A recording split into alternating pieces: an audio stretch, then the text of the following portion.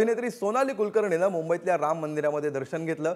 त्यांच्याशी बातचीत केली आमचे प्रतिनिधी श्रेयस सावंत यांनी।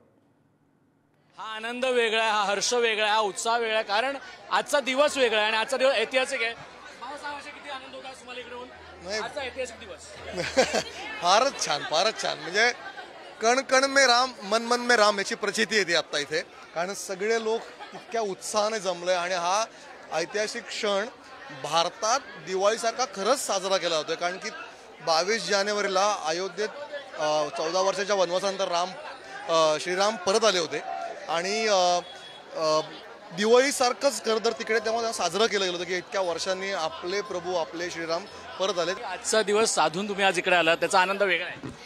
आनंद वेगळा यासाठी आहे की आता गेले 1.5 वर्ष आम्ही चित्रपटाचं मुहूर्त आणि शूटिंग सुरू केल्यापासून तुम्ही आमच्या बरोबर आहात। आपण पदोपदी लोकांना सांगतोय काय होतंय, कसं होतंय, तयारी कशी चालली आहे।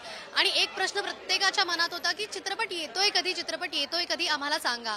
आणि ते सांगण्यासाठीचं एक औचित्य किंवा उत्तम दिवस वेळ हेही आम्ही शोधत होतो।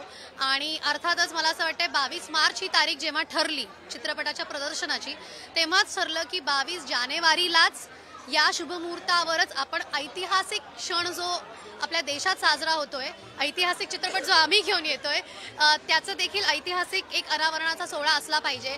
आणि प्रभू श्रीरामाच्या आशीर्वादाने लोकांपर्यंत आम्ही हा आज पोस्टर किंवा प्रदर्शनाची तारीख आणतो आहोत। लहानपणापासून लिटरली लहानपणापासून प्रत्येक कोर्टाची तारीख, प्रत्येक जो एक मोठा क्षण या मंदिराच्या बाबतीत मी पाहत आलेलो आहे।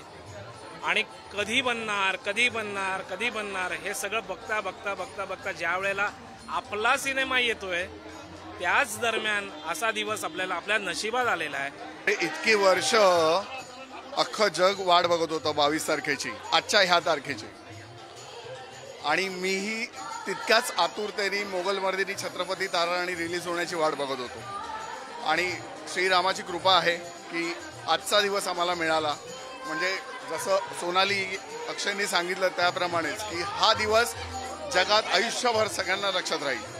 खरं तर आजची तारीख ऐतिहासिक आणि ऐतिहासिक तारखेला एक ऐतिहासिक क्षण या सिनेमाच्या टीमने सुद्धा सादर केला आहे। शिवासोबत श्रेयस सावंत, पुढारी न्यूज, मुंबई।